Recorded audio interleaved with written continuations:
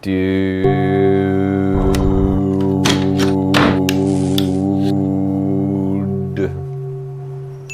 you are getting well.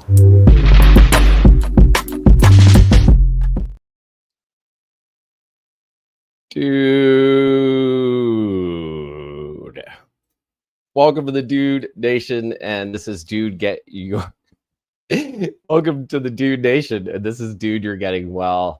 I'm the CEO and founder of the Dude Nation, Ben Curtis, and we are here, a global movement of healthy masculinity to help men and all the people in their lives in every walk of life, personal and professional, of all ages, grow, learn, and thrive in today's culture. And I am very excited to introduce our special guest, someone that has come that I really sought after because fatherhood is so important to me. And we're going to be talking about fatherhood. For those of you who know my story, know about the miscarriage in our family and how that's altered my life and my passion around fatherhood, even though I don't have living children. But I claim myself as a father still. And I'm really excited to be talking to Jeff Hittner today, who's the founder of Ambitious Dads Project and the host of Ambitious Dads podcast. And we're going to have Jeff tell you all about what that is. We're going to have a deep dive around fatherhood, and hopefully this will be lots of value to you. So be sure to comment below, follow if you're not already, and welcome to the stage, Jeff Hittner. Welcome, Jeff. Thank you so much for having me. It's such a pleasure. Thank you for giving us your time and your wisdom today. And what had you show up today on Dude You're Getting Well? Why'd you say yes to us or this? So many reasons. Modern masculinity is the broader conversation. The narrower one that I focus on is modern fatherhood, and how different that is from the way our fathers parented us. And also because Dude You're Getting Well is about this concept of, I think, overcoming something pretty substantial in your life and how it's transformed how you see and behave in the world. And for me, that's truly being an intentional dad. My backstory, so I run something called the Ambitious Dads. Yeah. What is it? Can I slow that down for a second? Yeah. Okay, cool. Please. What does ambitious mean to you? Because I could already hear the dads out there oh God, I already do enough. Now I got to go be ambitious. Tell us about what that ambitious means to you and what ambitious dads looks like and means for you. It's meant to be ambiguous. It's meant to be what it means for any father. And it came into being because so many dads are struggling and trying to have lots of different important life goals. A lot of them care deeply about their careers, but they also care about fatherhood in a way that they don't see a lot of role models or examples for from previous generations. And then they are trying to balance and succeed in both of those things on top of being a great co-parent and partner and deal with their own wellness and, God forbid, have space to grow and have hobbies and that sort of thing. And those are incredibly challenging topics that aren't getting discussed enough and aren't being looked at from a deeper level. And about 2 years ago, I got really curious because I'm a leadership expert and an executive coach. And I noticed that my male clients, and most of them were CEOs or C-suite, they were very comfortable talking about their career goals, business vision. And when it came to me asking about their goals as a father, as a parent, they didn't have a response. And I got really curious about this. And I got curious about it because I'm really intentional as a dad, because for me, about 11 years ago now, I found out I couldn't be a biological dad. And being a father was something I wanted, honestly, my whole life more than anything else. Can I ask you how old you were at that time, Jeff? I have to do some math. So I was in 36, 37, maybe. and it was obviously a big shock, and it hit How me in did you so. find out? Oh, Are you we open went. to sharing about the process? Of course. I mean, the process was like any, we tried to have a child a normal way for about a year. And then, okay, in theory, more or less, you get to a year and then you start to do some tests. And we did some tests, and it turns out that like I couldn't be a biological dad. And there was one final shot, which was a very painful surgery. And I definitely did that. And that also failed. And I was left with this reality that if I wanted to be a dad, which I still desperately wanted to be, I had to transform my mindset about something as foundational as what it means to be a father. And my whole life, there was just one definition, which was blood. And I knew I had to transform that definition for myself if I wanted to start a family. And I went on that journey to do so. I never questioned that I would, but I had no idea how I was going to get there, and I had no idea how long it would take. And like anything else that requires like that sort of transformation, there was a big period of grief, a grief for like what couldn't be, that was also what I had imagined, and then a period of kind of reimagining, and that was hard. But it also kind of set the tone for me as a leader and a coach, where I was like, if I can transform my mindset about something as fundamental as fatherhood, then anyone can transform their mindset. And right. Yes. Yeah. And so that Hey, do you was want to be like, on my podcast? I think I really relate to that. Let's talk about it. Seriously, I want to slow that down. Are you interruptible there? Or you want to yeah, finish your please. sentence? I love questions. Okay, you don't mind being interrupted. No. You're great. Jeff, you're talking like, to me, you're preaching gold. So I hope everyone is listening. If you are, please comment below.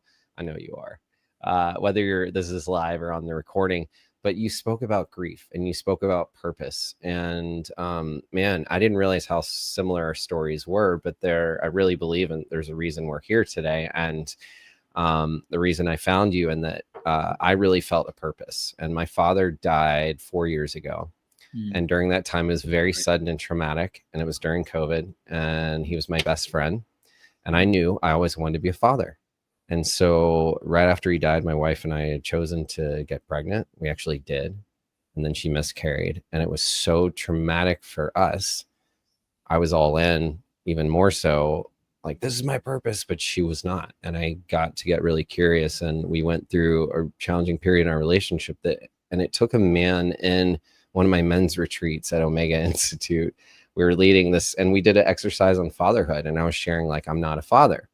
Like, our child died. We ended up burying the remains. We had this incredible process and ritual and grief, but it hit me like, he said, maybe you could, just a thought, like maybe you are a father, and just because your children didn't live or it wasn't successful, like perhaps you are still a dad, and there's a grief and a loss to mourn. And I couldn't imagine my life without kids. And so to hear you speaking about that, and to now be on the other side of that and actually going through the grief process. And it was the grief of my father, the grief of that, the grief of my relationship, that was some of the most, like, I've been doing grief work and mental health for 20 years and recovered from PTSD and all this stuff. But like, that rocked me. And I'm thinking, this is a ride. If I'm going through this, 1 in 4 women are miscarrying or trying. So that means 1 in 4 men are going through that trauma or grief. And then also, if you lose someone in your life, this is a rite of passage, actually. And there's way more death than actual births that we're not even talking about. So I really want to give space and honor to grief, and how you brought forth, like, hey, I had a purpose, and if I can change that, I could do anything. And that's really inspiring for someone like me, who at the time I would have been like, good for you, but I'm not there, So I just wondered, of this, what resonates around grief and purpose, and how did you shift? How did you make space for your grief? How did you integrate it? How did you be okay with this new mindset around fatherhood? It was a journey. And I think one of my superpowers is that I'm good at asking for help. But I felt pretty isolated when it happened. And also, and I don't know your story with your wife at that time, but for me, one of the things that was so valuable was being told by a couples therapist that it was okay to grieve differently. Like Mm. what my wife needed in that moment was to know that there was like a new direction and we're going to solve for it in another way. And what I needed in that moment was to cry for weeks about how the vision that I had for fatherhood was gone.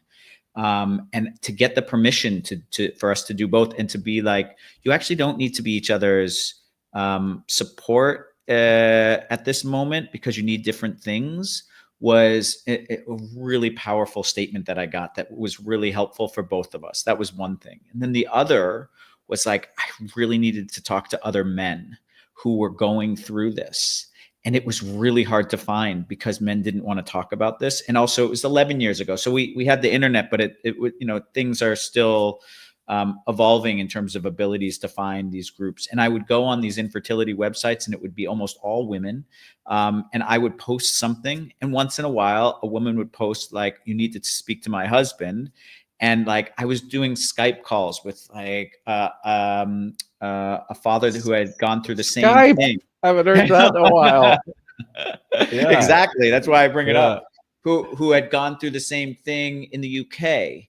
And another guy I met in person on the Jersey Shore. And it was like these conversations were all the small steps to getting to a place where and I will say I'm fully beyond that grief because I have two boys. They are 5 and 8, and they are the light of my life. And like, again, like, I don't know if ironic is the right word, but I wouldn't have had it any other way because they are exactly like the children that I've always dreamed about. Right. Wow. How did they enter your life? What was that process? We used a donor, and that was a process of itself too. And that process involved me, like,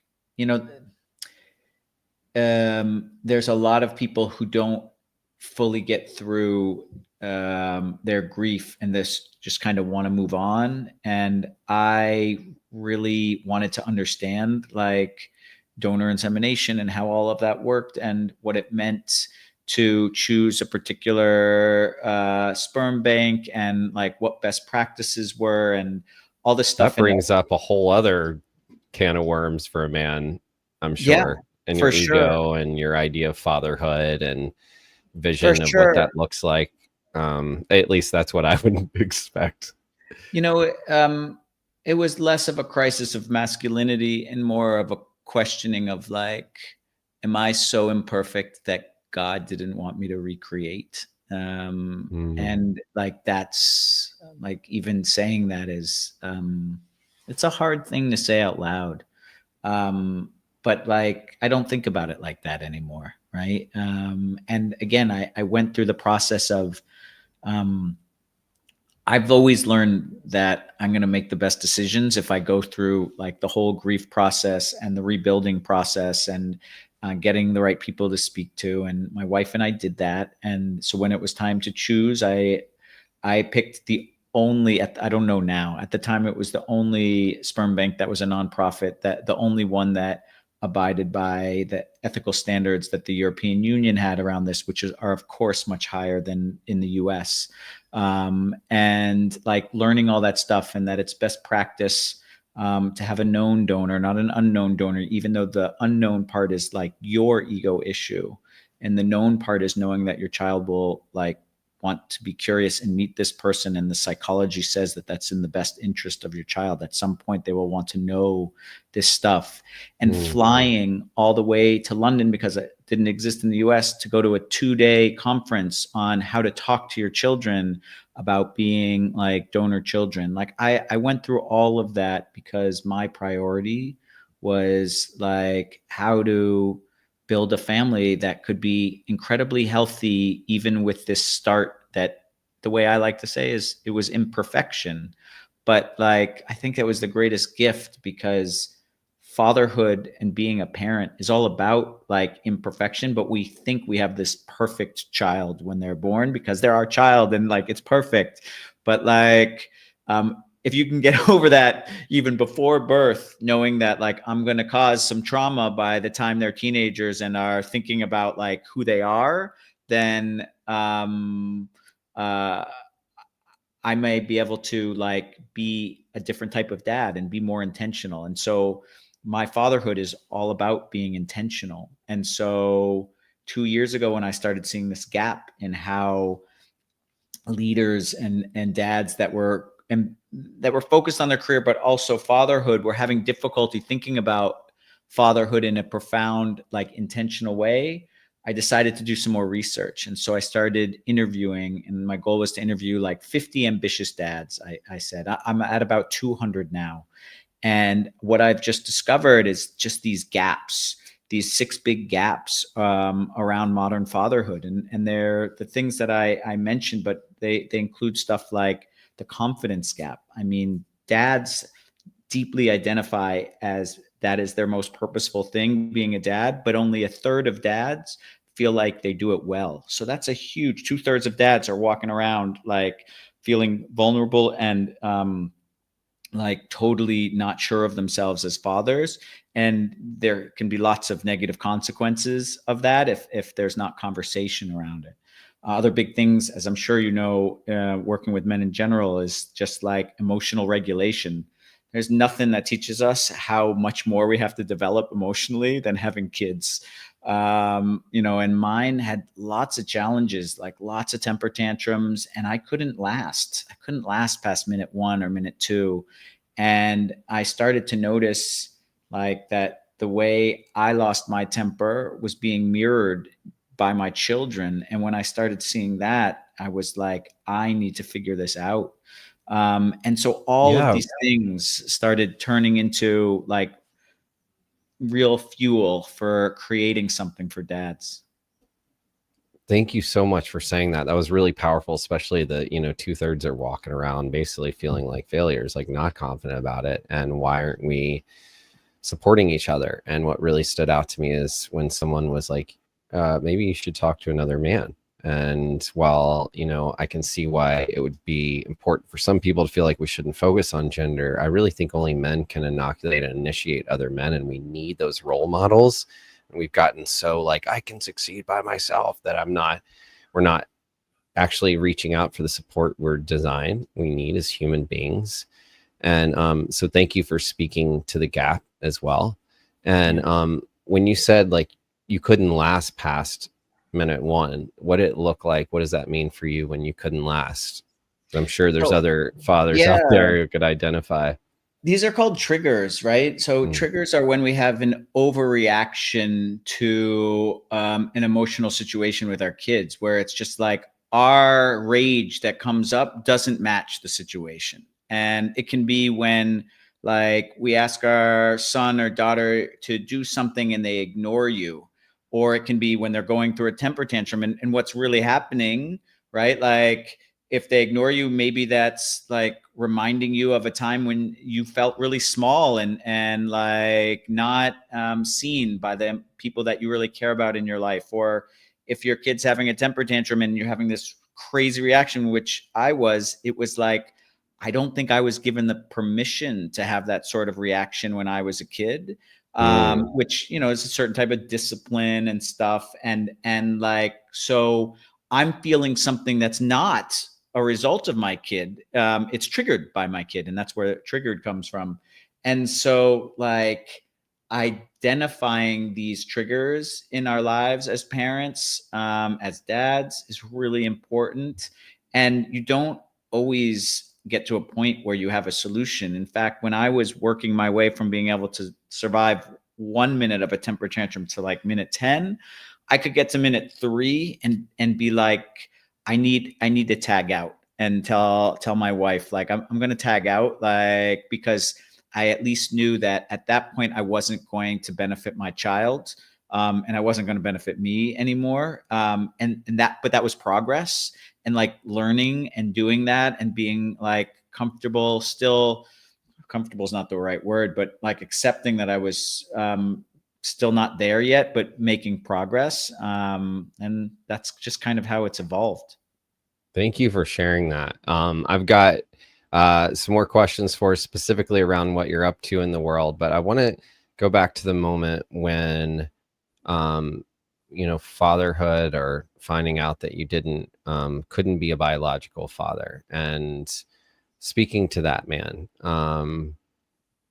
what would you say to him today, knowing what you know now? What would you say to yourself at that time?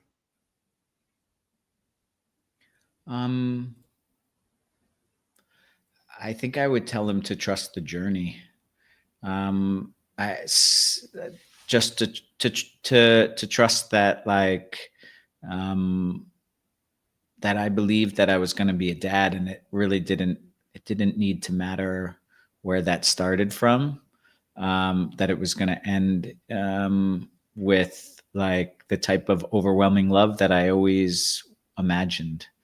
I have a really strong memory of after the failed surgery and the diagnosis.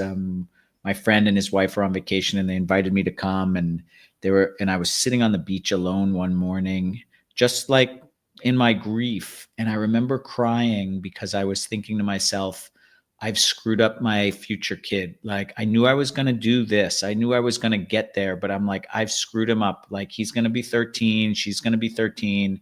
And they're going to have this huge identity crisis, and it's going to be my fault.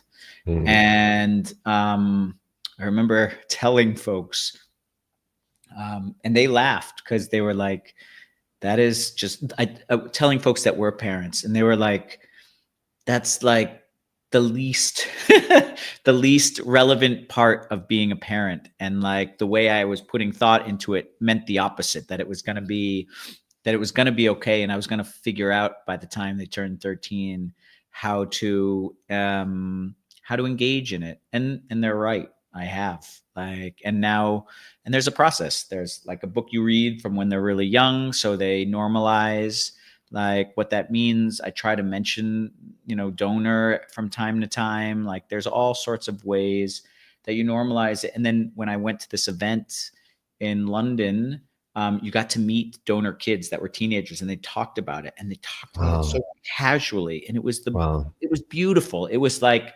so supportive. Right. And again, I had to go across the globe to find this.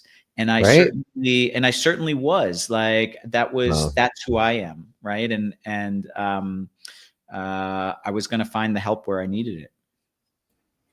Jeff, it's beautiful. Thank you for your vulnerability and your real talk. And, I know there's men out there identifying right now, and we've got people watching live, and I know this is really going to resonate to everyone listening after. So I'm also curious, we've talked about grief quite a bit, and I actually just came from experience camps. I'm going to be, they're one of the largest successful nonprofits around grief in the US, and they work with kids, grieving children who have had a major loss in their life.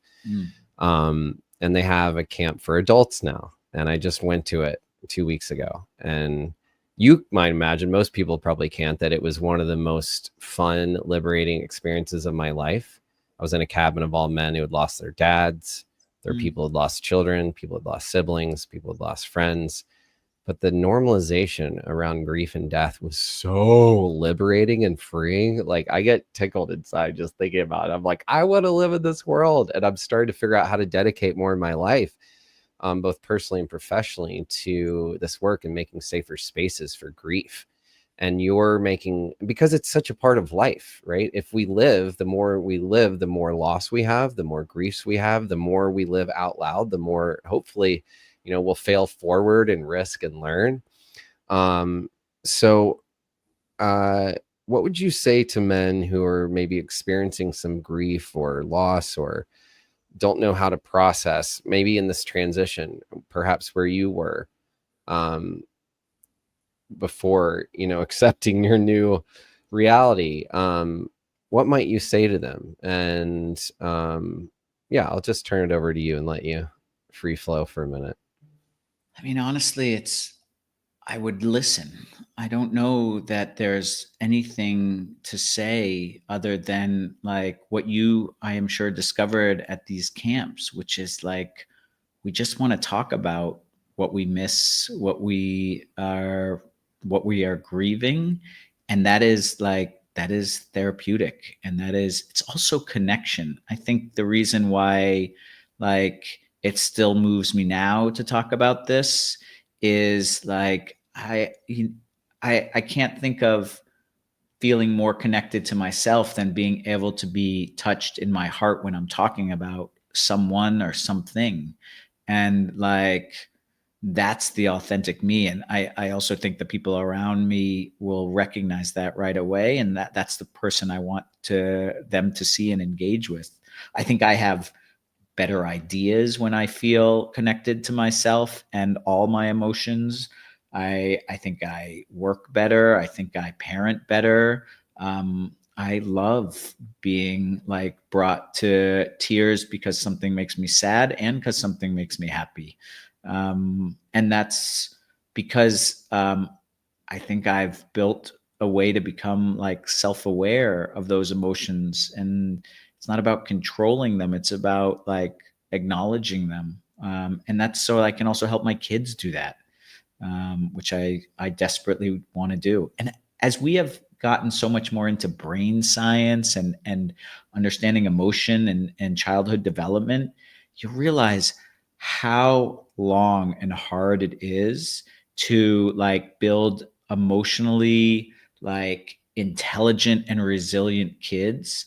And like the journey doesn't end. So my kids know, I tell them like, daddy is working on trying to be like better, more patient, better with his temper. And whenever I screw up, because I definitely still screw up, I'm always repairing. And so our family is really good at repairing. But I've also found that when I tell my kids that I am working on this, it gives them two things. One, it lets them understand that we are lifelong learners, because in the world we live in now, we need to be. And two, that like it's okay to be struggling on something and working on something. Like I don't want my kids to think I'm perfect. I want my kids to think I love them unconditionally.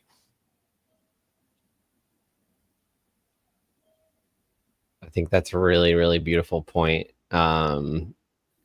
Ed, especially around developing emotional intelligence. And what's right there for me is it's great and amazing how you show up for other men and your children. One of the things I focus on is self-care, and that being a really important pillar of leadership, so that you learn how to put the oxygen mask on yourself first so that you can show up for others more fully. And I know there's a lot of dads out there that are dealing with burnout, depression, feeling like they're failing, stressed, not feeling like they have the time to get any more support, right? Already lacking the confidence, wanting support, being the only guy out there in the places. How do you care for your inner child? How do you take care of yourself with all that you're doing inside of parenting and professionalism and showing up for other fathers? What's your self-care routine for Jeff and little Jeff? I talk to my little Jeff. I talk to my inner child. I go to therapy. I have therapy once a week. I like look at the things that I want to grow and develop, and I try to see like what I have to learn. And in terms of the space, like I have taken on less clients so that I can have the space to like build the type of things that I think are needed in the world. So like ambitious dads, and I build these programs for fathers to come together for 12 weeks virtually once a week, and we build a fatherhood philosophy together. We build traditions together that we want to introduce to our kids. And we build community together so that these dads can talk about the things that like they're scared or feel like they failed, but when they have a conversation with 24 other dads, they realize it's anything but that. I have this fun example in my program. There was a dad with a 7-month-old, and on his watch, his son fell off the couch, and that's like 7 months, like right around the age where they're starting to move, and that happens a lot. And he told our whole group, and our whole groups just started clapping and going, "Welcome to the club." And like, how many of you have also like had your kid roll off the couch while they were on your watch? And like half of us, including me, had done that. And it's like that father went from feeling like an absolute failure to being like, oh, okay, like this is part of like, okay, like I screwed that one up and I'm going to lift myself back up because all these dads are doing it. And so I build these sorts of programs, and those come from giving myself the space to focus on the things that touch my purpose and touch my heart. Jeff, that's beautiful. I was just putting in the link here for how to connect to you, but I want to see, like, we've got a few different platforms for you. I know you're on Substack and you're in Kajabi. What is your main space? What's the best way for people to get hold of you to learn more about your work or participate in your programs? Right at the moment, just go to jeffhittner.com, Cool. and you can reach out to me directly. I have 2 specific programs that are open right now for people to sign up for, but we can maybe share that after the fact because it's not as clean of a URL at the moment. It's fine. If they go there, you can, what are the names of the programs? It's the Founding Fathers program. That's the one I just told you about. So this is a 10-week program. And then the other is a much higher touch called the Integrated Leadership Circle. And this is for executive, ambitious dads that are tired of being 2 different people, one at work and one at home. And it's taking the leadership work I do with executives and basically applying it to their whole lives so that you feel like what you learn and grow and become as a leader at work translates directly at home. And also the way you grow in emotional intelligence and patience at home translates back into work. And the idea is, like, we don't have a lot of time. The number one challenge that all 200 dads that I've interviewed with are about, like, this balance that no one can reach. Right. And so in this integrated leadership circle is about, like, you'll actually have more energy because you're not showing up differently. You're showing up authentically as the same person everywhere. So so it's the Founding Fathers program and the Integrated Leadership Circle. And if you're interested, you can, like, connect with me directly and I'll send you the link. It's been pretty awesome. The people that have engaged so far, just like what they've told me they've taken away, because we go deep just as you do with all your men's work. And that depth has been pretty powerful.